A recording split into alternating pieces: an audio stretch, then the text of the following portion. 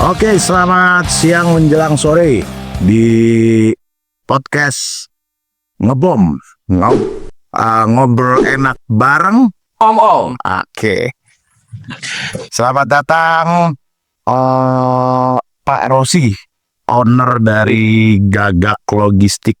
Gagak bener ya Om? GPL lama. Gagak Putih Logistik. Oke. Gagak Putih Logistik udah kayak ini ya, Persatuan Silat ya bro. Itu merpati bro. Oh merpati ya. Beda, putihnya sama. Oke. Beda. Selamat datang Om Rosi di podcast kita. Oke. Tentang tema kita kali ini, merintis bisnis logistik dari nol, spesialis kargo mahal dan yang ruwet. Keren banget itu. Kargo mahal. Orang kargo murah bro, biar laku. Ini kargo mahal. Bandingan kargo mahal nih unik banget nih. Kita baru pertama kali denger yang namanya kargo mahal. Karena sekarang itu zamannya itu zaman yang unik-unik Om. Tuh gitu, harus ada yang berbeda ya. Oh ya, harus sambil beda sendiri lah. Keren. Oke Om, pertama gua sih pengen tahu proses Om Rosi ini memulai ngebentuk GPL sendiri itu seperti apa Om? Sebenarnya singkat aja ya. Ya. Jadi Gagak itu terbentuk itu dari sebuah kisah masa lalu sebenarnya. Gagak sendiri itu awal itu dikasih dari salah satu guru saya yang notabene suatu saat saya punya rezeki atau banyak duit atau punya usaha jalan, silahkan buka pondok pesantren Gagak Putih. Cuman dari situ dengan perjalanan saya itu sangat unik sekali, perjuangan saya sangat unik sekali. Akhirnya beberapa kali saya kerja selalu berganti-ganti perusahaan. Dari situ tekad diri saya terjun buka yang namanya Gagak Putih Logistik.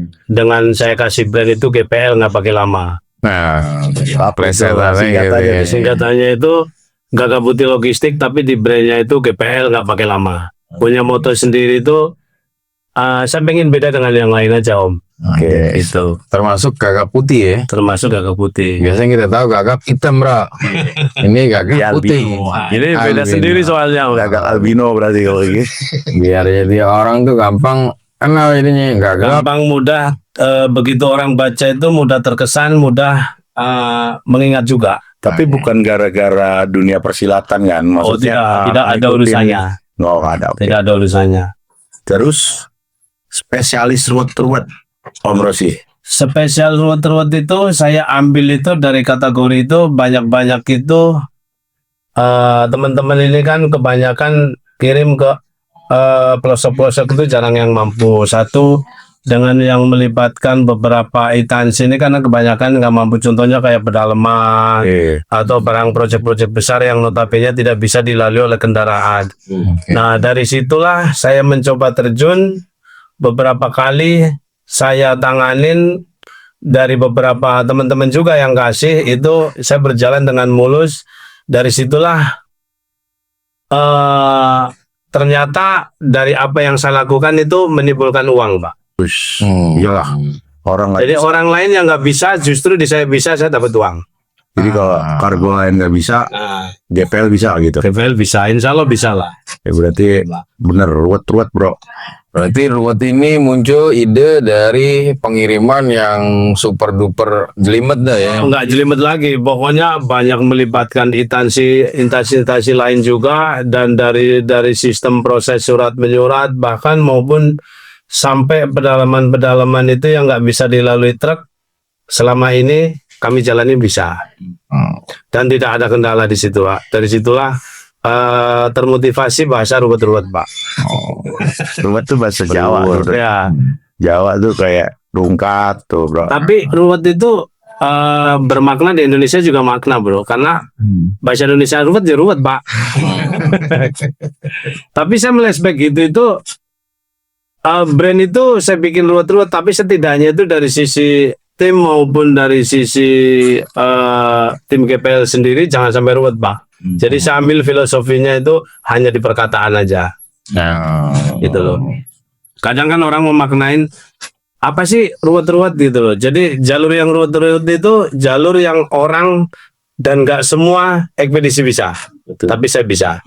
Gitu aja. Pak. Ruwet ini Pak, udah pengiriman perintis termasuk seluruh Indonesia juga mampu tuh GPL ya. Insya Allah mampu. Sama ini. Berarti kalau ruwet yang nggak bisa dilewatin mobil, lu pakai lewapan. Kalau nggak bisa lewat mobil, om, Oh, banyak sih. diambutin gitu, digotong-gotong. Ada yang pakai manual, pakai orang, ada yang pakai sapi, dan itu sudah saya alami. Itu saya ingat persis Kargo peternakan. pertama kali saya angkutan itu menggunakan sapi itu di Samlaki, Pak. Hei, Saya kirim itu Ambon ya. Nah, saya kirim tower, waktu itu tower Sutet, itu jaraknya itu dari set nggak bisa dilalui truk, dan itu harus naik ke gunung itu kurang lebih itu hampir 8 kilo. Buset. Dan itu pakai sapi. Dan itu pakai sapi dan totalnya itu hampir 90 ton. Berapa sapi tuh? Bolak-balik kan sapi aja, ada Dan yang itu manual ada juga. Beberapa orang gitu. Emang nggak bisa sama sekali lewat armada? Nggak bisa sama sekali. Itu 2001 kalau nggak salah, Pak. 2001 pertama saya terjun di dunia ekspedisi itu pertama kali saya dikasih tugas untuk ke sana. Dan pada waktu itu posisi saya masih kerja ikut orang, Pak. Tapi saya sendiri yang menghandle. Itu tadi, Pak. Operasionalnya. Operasionalnya seluruh saya. Tapi salesnya juga. Marketingnya saya sendiri juga, Pak. Oh iya.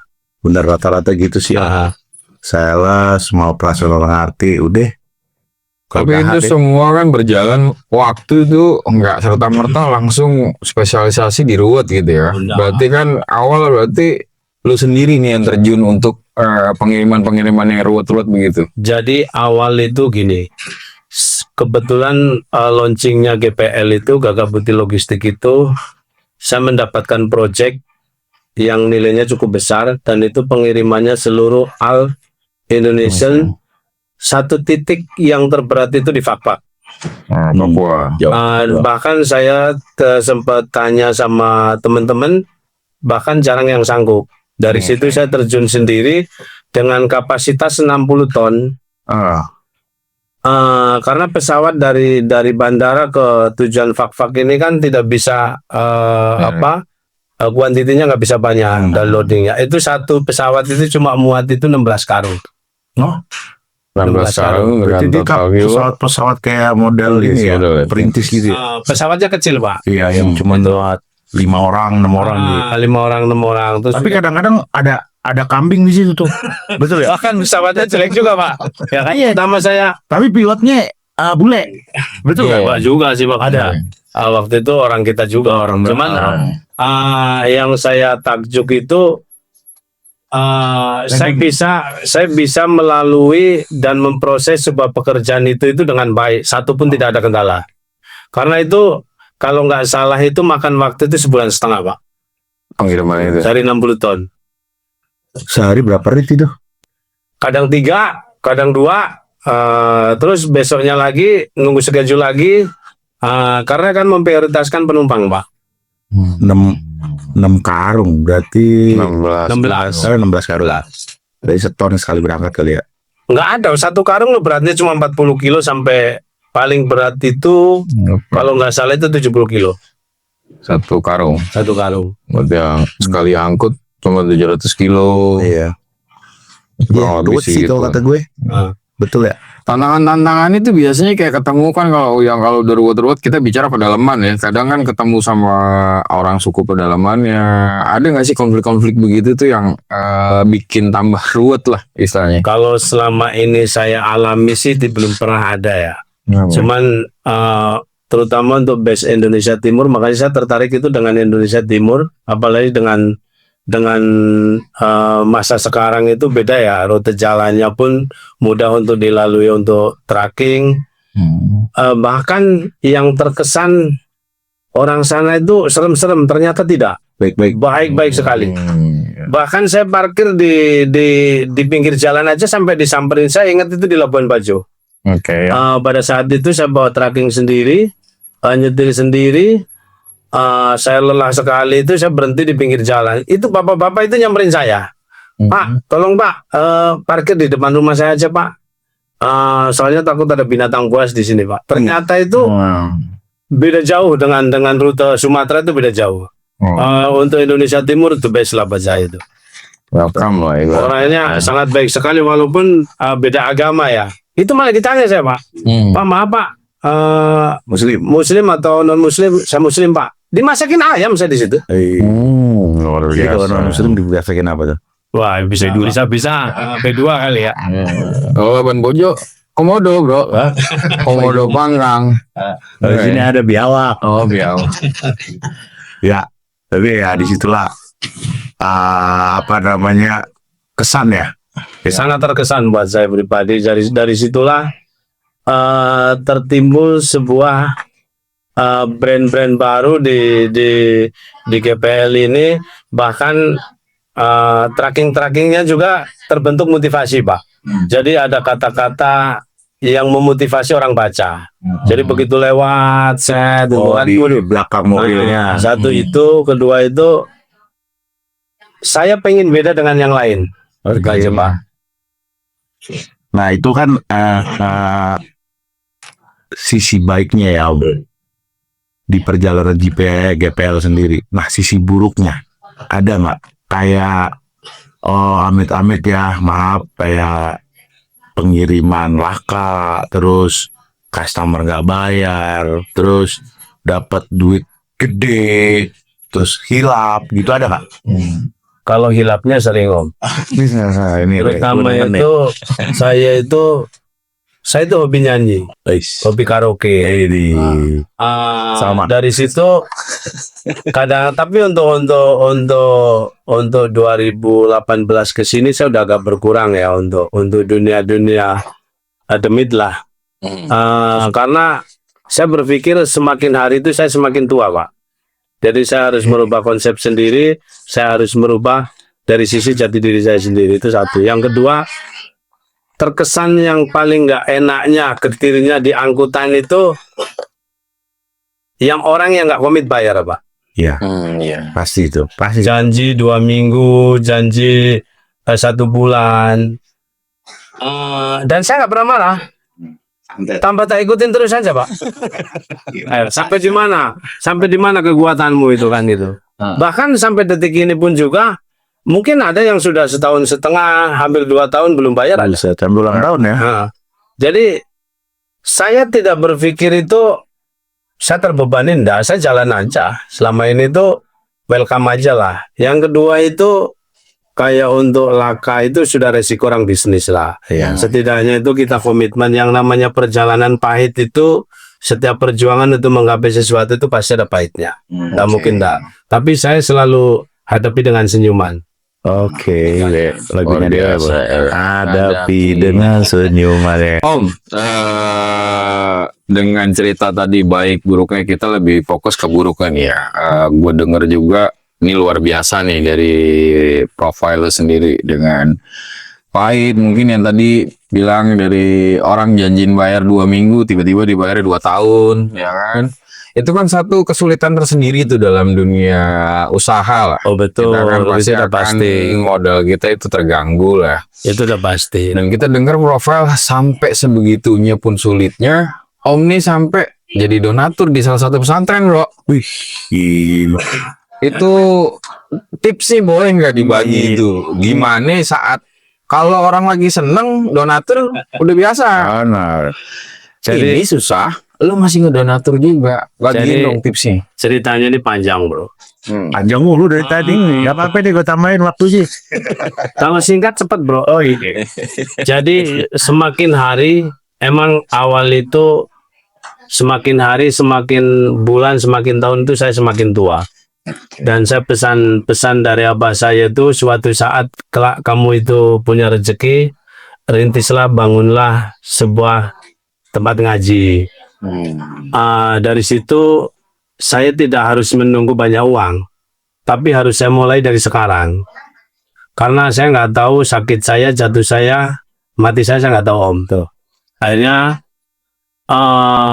saya belajar untuk berbagi awalnya. Saya selalu berbagi uang. Saya setiap di mana-mana itu selalu berbagi uang 100.000, 200.000. Ternyata itu bukan menjadikan sosok seorang Rosi itu menjadi tauhidnya itu dalam, enggak. Tapi itu semakin menyombongkan saya di dalam sebuah berkiprah.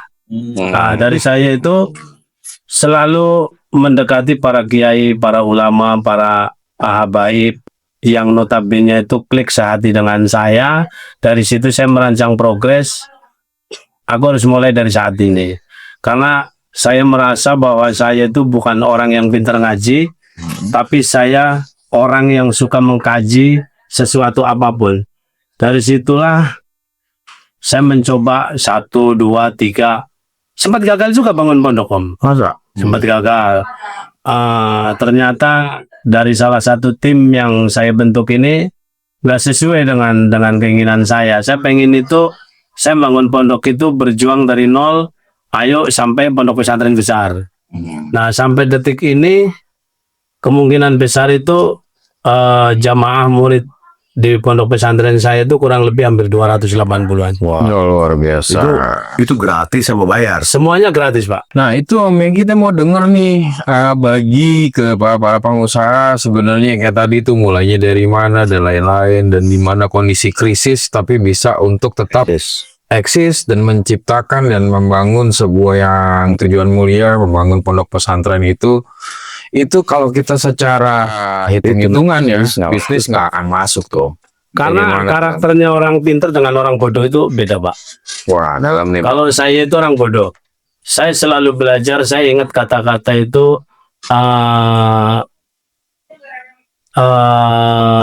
kata-kata yang sangat menusuk di dalam sebuah jiwa saya itu, janganlah kamu itu selalu berjuang keras untuk cari uang. Janganlah kamu itu selalu mengejar uang. Karena kalau kita berpikir untuk cari uang, itu salah. Coba uang itu cuma segitu-gitu aja loh. Direbutkan sekian banyak orang. Gitu? Saya nggak pernah mau cari uang. Jadi brand GPL itu nggak pernah mau cari uang. Cari uang harus cari saya. Iya. Gitu. Sudah nggak, level to apple-nya udah nggak ada, Om. Kalau progres kebanyakan orang sekolah sampai tamatan tinggi, ya kan ujung-ujungnya pekerja. Tapi saya mau motivasi anak-anak dan tim saya itu, gimana caranya kamu sekolah itu bisa menciptakan lapangan kerja. Luar biasa. Nah, itu satu. Yang kedua, saya selalu meyakini itu bukan dari sisi banyak duit nggak banyak duit. Kebanyakan kan orang mungkin melihatnya saya itu, wah ini Rosi duitnya banyak nih. Enggak juga. Iya. Gue juga berpikir gitu, Kang. Karena kebanyakan gini, Om. Rata-rata nih. Orang itu meminta terus. Meminta terus. Dan saya nggak pernah meminta. Karena sejatinya Allah itu tahu kebutuhan saya. Ya. Gitu. Saya sudah bicara sama teman-teman, bahkan sama tim juga. Kira-kira ini ya. Kira-kira nih. Om Imam itu punya orang tua. Oke. Bu, beliin motor dong. Bu, beliin mobil dong. Bu, beliin HP dong. Kira-kira kalau tiap bulan minta 4 nggak orang tua? Iya, orang tuanya, kalau orang tuanya kaya sih nggak 4. Kalau buat saya 4, Pak. Kalau kebanyakan minta. Saya sekolahkan, sudah saya didik, kok minta terus. Oh, gitu. Kan gitu loh. Nah, dari situ saya ambil kesimpulan itu, syukuri yang ada. Ternyata syukuri yang ada. Setelah saya belajar mensyukuri yang ada, rezeki itu datang, Pak. Oh, itu kuncinya tuh ya. Kebanyakan kan setiap habis sholat, setiap apapun lah, maupun agama lain pun, setiap maupun di agama-agama apapun selalu berdoa itu minta. Ya Allah, berikanlah saya berkah, berilah saya itu sehat, berilah saya itu kekayaan. Saya berpikir sendiri ini buat diri saya sendiri ya, bukan untuk orang lain. Saya berpikir sendiri, kalau kira-kira saya banyakkan minta itu gimana? Nah, dari situlah saya timbul. Akhirnya saya barengi dengan saya harus berbagi itu yang banyak. Wong saya itu Jumatan aja ngasihnya kotak itu 1000 kok. berdoanya saya minta ratusan miliar kan nggak logis. Nah, dari situ akhirnya saya rubah konsep untuk diri saya sendiri. Saya belajar untuk berbaginya dari yang mulai yang terbesar. Wow, apa tuh? Karena kalau kita belajar dari mulai yang terbesar, insya Allah akan terjadilah sebuah ikhlas. Contoh ya. Contoh gini, pakai bahasa yang simpel aja ya. Ya. Saya belajar ikhlas itu dari tai. Kok bisa? Gitu, Pak. Kan nggak ada orang buang air besar itu dicariin, Pak. Nggak ada. Nggak ada. Nah, dari situlah saya termotivasi. Aku harus belajar ikhlas itu dari yang terbesar. Padahal tuh dari awalnya dimakan yang mahal-mahal ya. Betul. Contohnya, kita jalan nih dari sini, contohnya ke Tangerang. Jalan kaki. Pak, bagi buat makan dong, Pak. Pasti orang itu cari receh. Di mobil tuh cari receh. Padahal logikanya saya itu, kok giliran berdoa mintanya ratusan juta. Nah, dari situlah saya termotivasi dari yang terbesar. 100.000, 50.000. Pokoknya dari nilai angka yang terbesar saya akan kasih. Oh, jadi kalau di jalan lo nih, set, lampu merah, ada tukang minta-minta. Pak, minta dong Pak. Belum makan nih. Betul. Jadi lu nggak nyari receh, sekena di dompet lu aja. Iya. Hampir 80% setiap ada orang minta-minta itu yang dicari itu uang receh. Saya carinya uang yang terbesar. Termasuk gue. Nah, dari situlah pertama itu kita nggak ikhlas, Kang. Iya. Waduh, tadinya ukurannya buat beli rokok ya kenapa dikasih orang semua ya? Dari situ sekali dua kali itu tandanya belum ikhlas. Jalan lagi, kasih yang gede lagi, timbul belum ikhlas lagi. Selalu kepikiran ukurannya tadi buat beli bensin, beli rokok. Nah, setelah fight 3 bulan itu saya baru merasakan sebuah ikhlas. Apa yang dimaksud ikhlas itu bahwa apa yang sudah saya kasih itu tidak akan teringat lagi, Pak. Oh, Nah, dari situ yang kedua, saya membudidayakan itu para petani yang hidup-hidup di kampung Om. oke. Jadi saya selalu berbagi kambing kurban. Setiap hari kurban itu saya biasanya itu menyiapkan itu kambing kurang lebih ya di atas 10 lah. Sapi 3, 4, 5 itu udah pasti. Itu dibagiin deh. Saya bagi orang yang rajin sholat subuh di masjid atau di musola. Apanya orangnya apa musola? Jamaahnya. Jamaahnya. Nah, jamaahnya. Dibagi buat kurban. Dibagi dua buat kurban. Oh, Tapi kita saya semangat tidak ya. pernah bahwa saya yang memberikan, tidak. Nah. Jadi Pak, saya titip untuk dibagikan orang yang rutinitas sholat subuh di Lu ngelipet ke mana?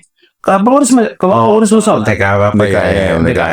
Ya. Jadi dia yang sortir nih, siapa yang terima nih. Dan itu selalu diundi setiap tahunnya. Oh, udah sih diundi. Selalu dipilih. Karena kan setiap tahun pasti ada yang kebagian 5, ada yang kebagian 10, ada yang 7. Akan satu musola. Setiap daerah, saya membagi itu 9 kota. Tapi yang sudah berjalan itu 5. Gitu loh. Nah, dari situ awal saya nggak ikhlas, Pak. Iya. Waduh, gue beli sapi kok gede amat. Tapi setelah berjalan itu timbul ikhlas saya, Pak. Tanpa Kalau kebanyakan orang ini kan yang di endorse itu kan saudara-saudaranya, pamannya, bibinya, keluarganya. Saya utamakan orang lain dulu. yang konsepnya bukannya berbeda itu loh. Setahu gue sih ini ustadz gue nih ya, guru ngaji gue. Dulu tuh kalau mau sedekah, Betul. ke keluarga lu dulu. Beda sedekah, Pak. Sedekah sama berbagi itu beda. Oh, beda lagi. Ya. Kalau orang niatnya amal, itu bisa jadi neraka. Kok Iya. Apa tuh? Tapi kalau orang niatnya berbagi, itu bisa jadi amal, Pak. nggak konsep berbagi sama sedekah itu gimana sih? Di pandangan lo? Kalau menurut saya sebagai orang yang awam agama ya, saya itu selalu mengeterapkan itu berbagi. Bukan sedekah. Bukan sedekah. Karena saya pernah mengalami di mana di kampung itu ya, di perkampungan dia sedang bangun masjid, saya bantu sekian juta. Itu diumumkan di speaker, Pak. Ya. Terima kasih untuk Pak Rosi sudah membantu. Nah, dari situ itu bukan timbul ikhlas saya, Pak. Iya. Satu kayak saya tuh perasaan kayak gimana gitu loh ya kan. Nah, kalau masalah sombong enggak itu kan semuanya tergantung yang kuasa lah. Tetapi dari situlah saya nggak mau belajar amal, tapi saya belajar berbagi. Yang berbagi itu nggak disebutin namanya. yang nggak disebutin. Dan saya nggak pernah mau diatasnamakan saya itu nggak pernah mau, Pak. Soalnya rata-rata tuh ada tulisannya hamba Allah. Nah, dan saya juga nggak mau karena kalau saya mengaku hamba Allah, saya orang paling suci. Wih, itu siapa dong? Pokoknya saya lillahi ta'ala aja. Hantu Blau. Itu saya terapkan kalau nggak salah ya, itu dari 2016. Berbagi gitu ya. Berbagi itu. Nah, ternyata efektasinya di saya pribadi itu tahu-tahu dapat proyek besar, tahu-tahu dapat pekerjaan besar. Impact-nya. Orang yang sudah bertahun-tahun nggak bayar gitu loh, Pak. Ya nggak tahu ya, saya lil alamin aja lah. Semua saya serahkan sama yang kuasa. Tetapi setidaknya dengan perjalanan saya ini, saat ini saya merasa enjoy. Kalau saya lihat, Gak punya Pak beban. saya amal Pak, kan saya berharap sesuatu sama Allah. Kan itu loh Pak. Nah, tapi bagi orang yang kurang paham, bahasa saya ini akan banyak diprotes orang Pak. Iya. Antara amal dan berbagi. Ya, sedekah Itu. dan berbagi tadi ya. Setelah saya pahami itu, saya lebih baik berbagi. Tapi beramal itu kita ngomong ke luar itu bisa dibilang ria, bisa dibilang enggak. Udah pasti. Enggaknya ya gue mencotokkan biar teman-teman ngikut juga nih. Tergantung sama aja. Kok tergantung sama aja gitu. Sama aja begini. Kalau sampean mau tahu baiknya saya atau buruknya saya, tergantung orang yang cerita. Oke. Kalau orang yang cerita itu nggak suka sama saya, pasti tentang saya jelek. Heeh. Tapi kalau orang yang cerita itu baik dengan saya, kemungkinan besar dia akan cerita baik. Oke. Gitu loh. Begitu juga mungkin ya, apa yang saya lakukan itu tergantung dari niat kita aja, Pak. Itu aja. Nah, dari situlah saya merasa takjub sama GPL sendiri itu, yang saya modal awal mendirikan perusahaan itu 150.000. Saya sempat menciptakan buku namanya The Moment of Chan. Wish. Itu tulisan lo. Itu asli karangan Cerita lo. cerita saya sendiri dari SD sampai saya melihara Lu ada sapi buku berarti ya? ada. Jadi Nah, dari situ termotivasi lah udah saya. ada nyebutin Gini. biografi. Nah, ngomong-ngomong bangun usaha, tadi Om bilang 150.000 buat kita terutama anak muda yang mau mulai usaha, itu udah hal mustahil. Ngomong aja 150.000 dapat habis sih bro. Ternyata di belakang ada surat yang digadein. Masuk pom bensin aja 3 kotak nggak lebih bro. Ya, ngopi di sebelah lo. Banyak teman-teman yang tahu sejarah GPL itu, berdirinya GPL itu asli 150.000 perak. Itu pun juga ngasihnya agak setengah kurang ikhlas.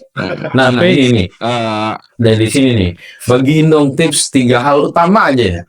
Kalau Om bilang kan historinya itu 150.000 jadi nih sebesar ini sampai benar-benar bisa mendirikan pondok pesantren dan lain-lain. Itu Nah, udah pondok luar pesantren biasa. ini kan baru-baru Om. Ya, tapi kan sampai di titik itu kan dengan permodalan 150.000 itu udah anggapan mustahil. 3 hal aja nih Om, bagiin tips karena anak muda ataupun siapapun yang mau memulai bisnis ya.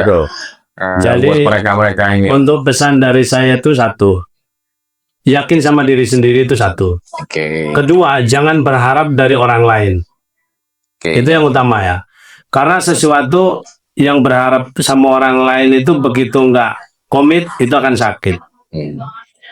Nah, perjuangan saya 150.000 itu juga ya sudah garisnya Allah aja. Kenapa saya garis Allah? Karena pada saat itu saya buka 150.000 itu bukan buat modal, hanya buat beli cat aja, Pak. Karena dulu saya dipinjemin kios kecil sama salah satu teman, dan dia terpengaruh juga di situ. Akhirnya gratis itu. Oke, yang ketiga apa tuh, Kang? Yang ketiga itu selalu mensyukuri yang ada. Jadi sebanyak apapun itu pekerjaanmu, sebanyak apapun uangmu, kalau tanpa didasari dengan syukur selalu kurang, Pak. Itu udah pasti. Syukur tuh, bro. Percaya diri, Yakin itu kan ya? nggak berharap nih orang lain, Nggak berharap. bersyukur Pak. Oke, 3 itu. Jadi buat teman-teman nih kalau mau usaha dengan modal tipis, yang penting yakin dulu gitu ya. Harus yakin dulu. Kalau nggak yakin, apa yang buat motivasi kita di sini? Yang kedua jangan pernah berharap. Ada berdonatur, ada segala macam, ada lo nggak usah berharap sama yang di atas saja. Gue ngeliat bentukan dia nyentrik sih. Tapi inilah semua pengusaha tuh emang harus berbeda. Ya kan?